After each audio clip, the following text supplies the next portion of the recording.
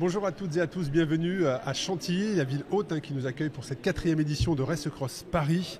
Et aujourd'hui, nous ne sommes pas 2 devant les micros, on est 3 et parce que c'est une équipe de duo sur le 300 km qui va s'élancer. Salut.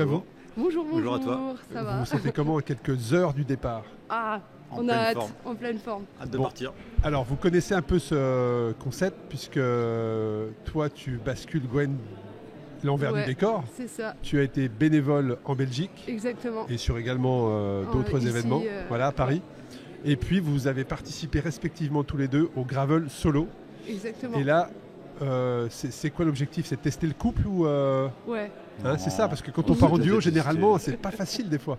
Non, c'est l'opportunité, c'était juste pour aller s'amuser un petit peu. Expliquez-nous votre parcours. Qu'est-ce qui fait que vous êtes là aujourd'hui? L'expérience, l'objectif?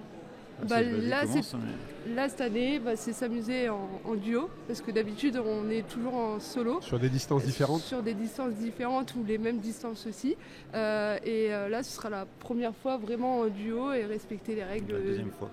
En duo. La deuxième fois, apparemment. Et voilà, et puis c'était l'opportunité de s'amuser un petit peu et surtout de redécouvrir l'envers du décor pour ma part.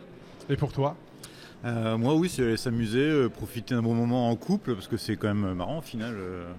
Le but, oui, c'est de partager quelque chose ensemble. C'est que on a pas mal d'expérience sur ce genre de type d'épreuve.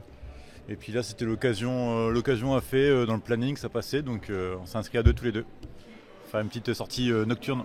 Alors oui, c'est ça, parce que départ en fin d'après-midi, vous partez à quelle heure précisément? Alors, 21h15 et 30 secondes. Et vous avez, quand on part comme ça et qu'on sait qu'on va traverser Paris, parce que le but d'avoir des départs en soirée, déjà c'est sympa parce qu'en plus on a la chance d'avoir du soleil, 4 jours de soleil sur l'événement, donc ça veut dire un coucher de soleil. Ouais. Ça veut dire une traversée de Paris en fin d'après-midi.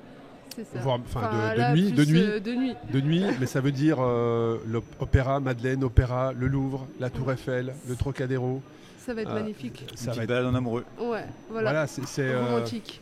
Est-ce que le parcours, là je pose la question pour les gens qui nous écoutent et qui se posent des questions pour les années à venir, est-ce que le parcours a été déterminant pour vous? Est-ce que vous êtes venu pour l'ambiance, pour le côté pratique, c'est pas loin de là où vous résidez? Qu'est-ce qui fait que vous avez choisi Race Cross Paris? Moi, personnellement, c'est le côté pratique. On n'est pas loin, on est à Amiens, donc à peine 100 km. Donc on vient en train, donc c'est fluide quoi. Je veux dire, le vélo dans le train, hop, c'est parti aussitôt quoi. On enchaîne. Il n'avait pas eu trop le choix non plus en fait. En fait, il est rentré le soir et tu lui as dit en fait on est inscrit. Voilà, c'est ça. Du coup, voilà quoi. C'est un peu ça. Non, après, c'est un parcours qui ressemble un petit peu à ce qu'on a chez nous, donc on va rouler sur des terrains un peu connus on va dire, donc c'est plus pour l'ambiance et le fait que ce soit proche et que ça soit un petit événement comme ça au milieu de la saison, au début de saison, pour se relancer quoi. C'est intéressant parce qu'on a quasiment 50% des inscrits sur cette Race Cross Paris qui sont en équipe, donc 2 équipes de duo ou équipes de 4. Et c'est aussi pour ça qu'on a placé Race Cross Paris tôt dans la saison, c'est pour que justement il n'y a pas un dénivelé, on n'est pas dans des massifs alpins ou vers les Pyrénées, bref, ou même dans les Vosges ou dans le Massif central. Ça reste accessible et pour une première distance, un premier 300 ou un premier 500, ça reste possible pour lancer sa saison ou pour sans se blesser, sans se fatiguer et puis vraiment tester. Lancer ou se tester simplement, là il fait beau donc c'est l'occasion quoi, je veux dire. C'est un gros stress en moins quand même. C'est clair, franchement Tout à fait. Et la question que j'avais ensuite c'est est-ce qu'il y a une stratégie dans l'équipe? Est-ce qu'il y a une stratégie dans le couple? C'est-à-dire, est-ce qu'il y a un de vous deux qui se dit moi je vais faire le plat et tu te mets dans ma roue? Est-ce que l'autre dit moi je fais les faux plats montants? Est-ce que comme notre participant qui a dit moi j'ai une stratégie, c'est que j'ai pas de stratégie, c'est quoi comment est-ce que déjà est-ce que vous vous êtes parlé?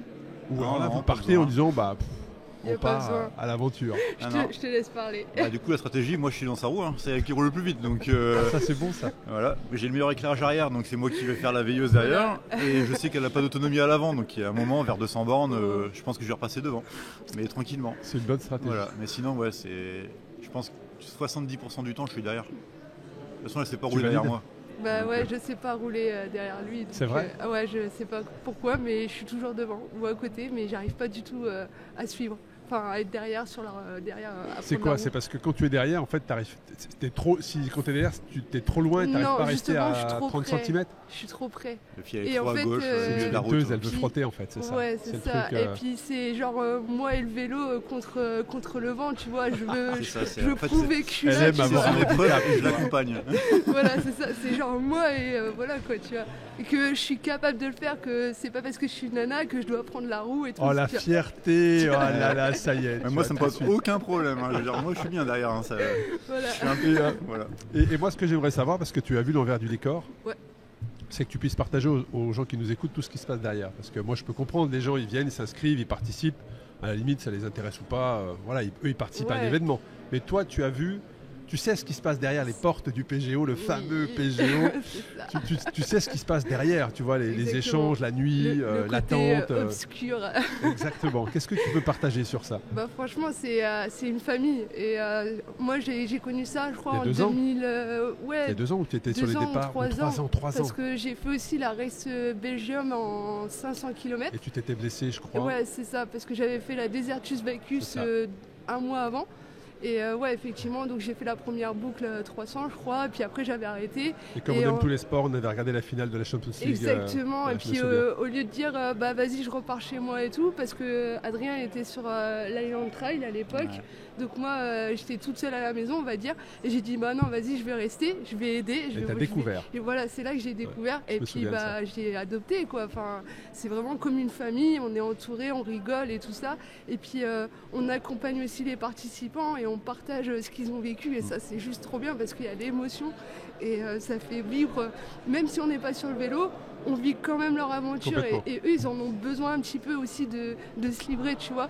Parce que tu les vois partir, tu les vois revenir dans la boucle, et tu les vois arriver ou abandonner, mais en tout cas ça crée des liens parce que tu les reconnais quand tu les croises. Tiens, en fait, qu'est-ce que t'as fait? T'as fini? Non, j'ai abandonné. Ou ça s'est bien passé. Puis ceux qui reviennent l'année d'après, et on les reconnaît et on parle et tout, et puis on voit qu'ils réussissent le défi, et ça c'est juste trop bien, quoi. C'est je suis d'accord avec toi. C'est vrai qu'il y a toute cette côté.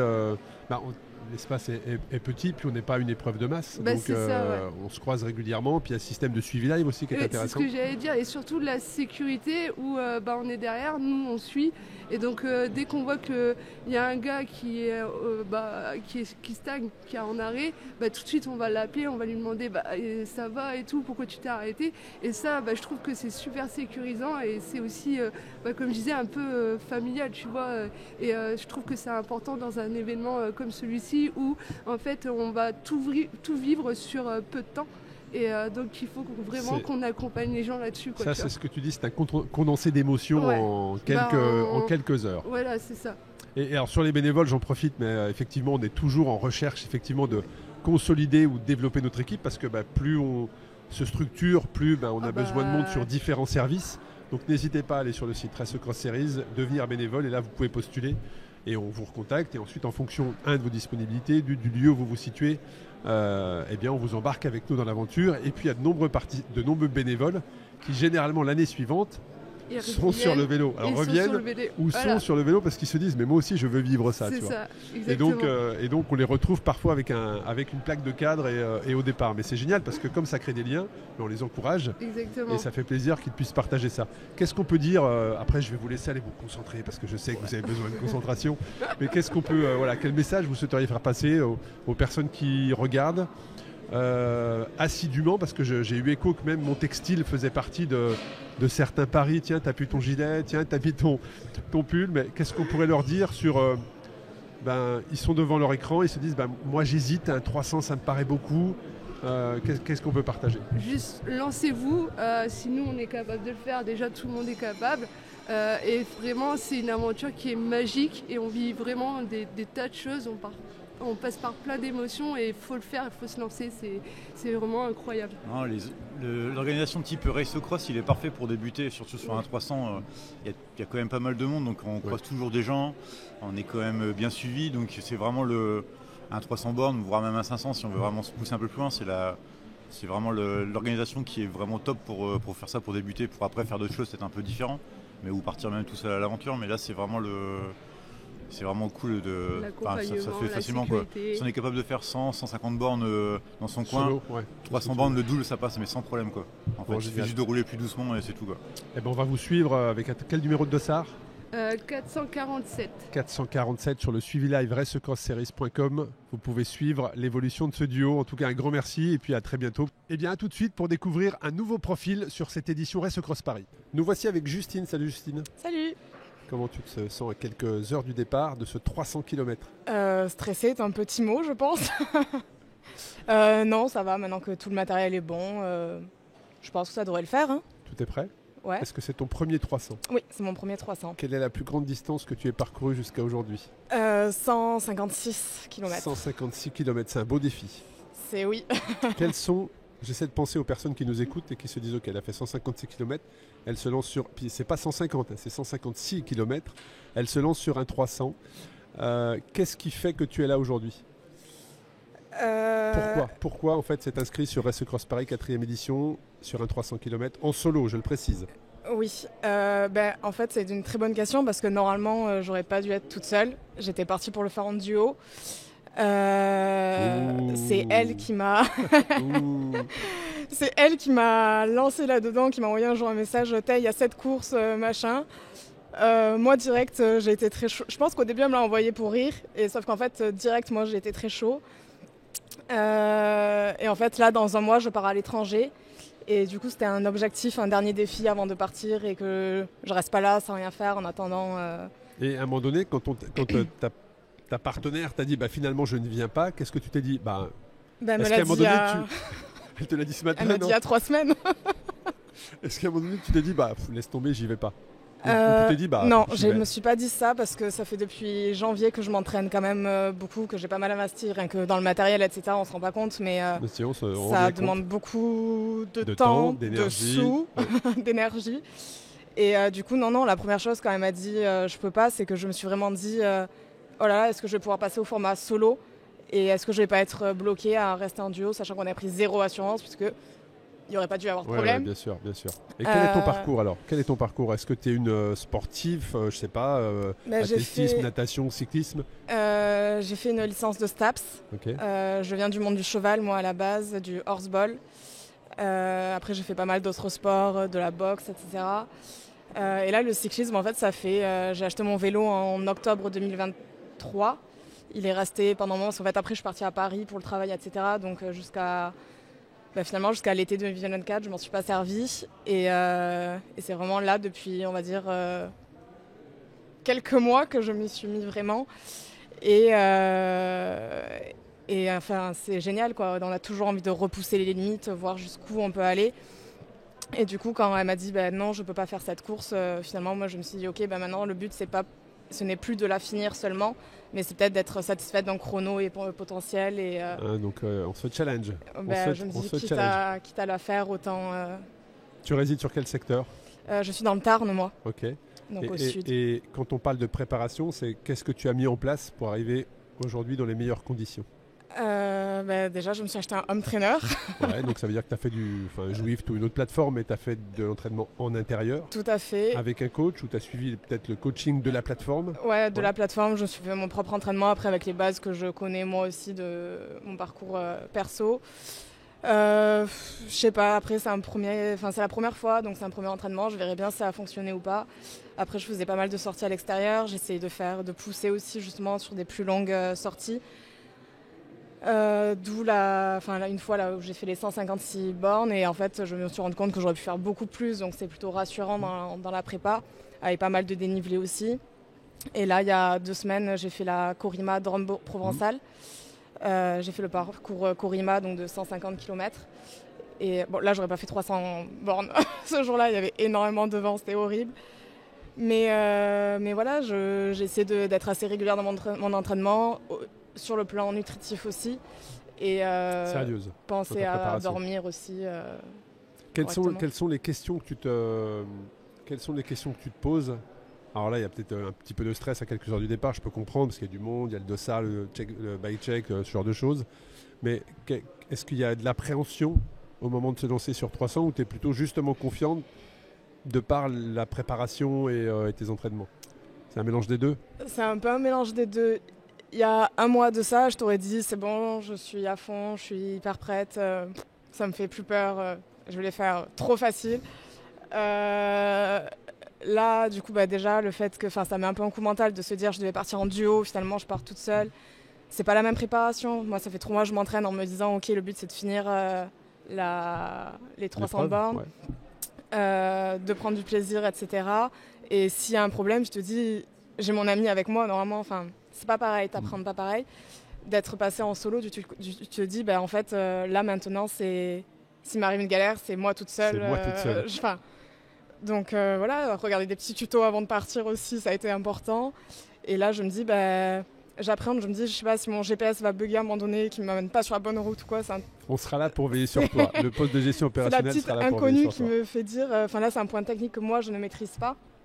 Mais sinon je me dis, dans tous les cas je vais arriver au bout des 300 bornes, c'est sûr. Maintenant, est-ce que je serai contente de moi à la fin ou pas? Avec le temps que je veux faire, ça c'est autre chose. Réponse dans quelques heures. Ton numéro de dossard? 396. Donc pour le suivi live sur racecrossseries.com, vous pouvez suivre le 396 et voir l'évolution de Justine justement à travers ça. Comment tu vas découper ta stratégie? Donc là, vous partez quasiment au coucher du soleil. Est-ce que tu as découpé ce 300K en te disant je pars, je ferai un point au bout de 100 km, puis je referai un point au bout de 200 km, ou alors je ferai un point à mi-parcours au 150e? Comment est-ce que tu as découpé? Déjà, est-ce qu'il y a une stratégie? Est-ce que tu as réfléchi à ça ou pas du tout? J'ai un peu réfléchi.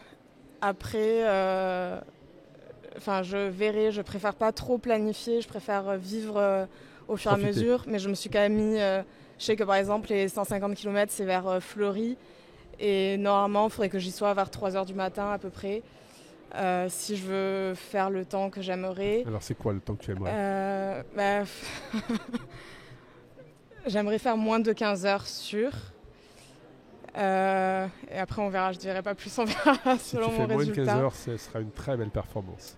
C'est parce que j'ai checké un peu les années d'avant, les résultats, etc. Et c'est ce que je me suis dit, et c'est pour ça que j'aimerais faire moins de 15 heures aussi.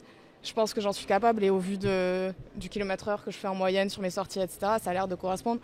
Après, je connais pas mon corps sur les 300 km, donc on verra bien comment ça réagit. Intéressant. Et quelle est ta relation avec la nuit? Parce que là, il va y avoir une partie de quasiment... les 3 quarts. Voilà, une partie de nuit, surtout si tu veux mettre 15 heures. Voilà, et à un moment donné, il va y avoir du roulage de nuit, mais ça veut dire rouler sans dormir. Quelle est ta relation avec le sommeil? On verra. On verra. Là, ces dernières semaines, je crois que j'ai quand même plutôt bien dormi, ça devrait aller. Après, là, avec l'adrénaline du départ... j'ai fait une sortie nocturne aussi pour m'entraîner, je sais que j'y vois bien. Les sensations sont très différentes, mais on a assez de repères. On a le GPS, on a la montre, on a cette chose pour se dire ok, là, il faut que tu accélères. Tu as ton ressenti du corps aussi qui, mine de rien, il faut écouter, qui est très important. Et non, on va voir. J'espère ne pas craquer, ne pas être trop fatigué, mais je me dis là, c'est pas le moment et tu dormiras demain, quoi. On va suivre ça. Qu'est-ce qu'on peut te souhaiter à quelques heures du départ? Réussir. On te souhaite de réussir. En tout cas, on va te voir t'élancer, on va te suivre, toute l'équipe va te suivre, ainsi que toutes les personnes qui suivent. Et puis, on sera là demain pour t'accueillir, quelle que soit l'heure. Donc, que tu arrives dans tes 15 heures ou après, no stress. J'espère. Maintenant que je l'ai dit, j'ai plus le droit. En tout cas, tout le meilleur. Merci. Tout le meilleur, profite. Et puis, la plus belle des aventures pour toi. Merci. Merci à toi. Merci beaucoup.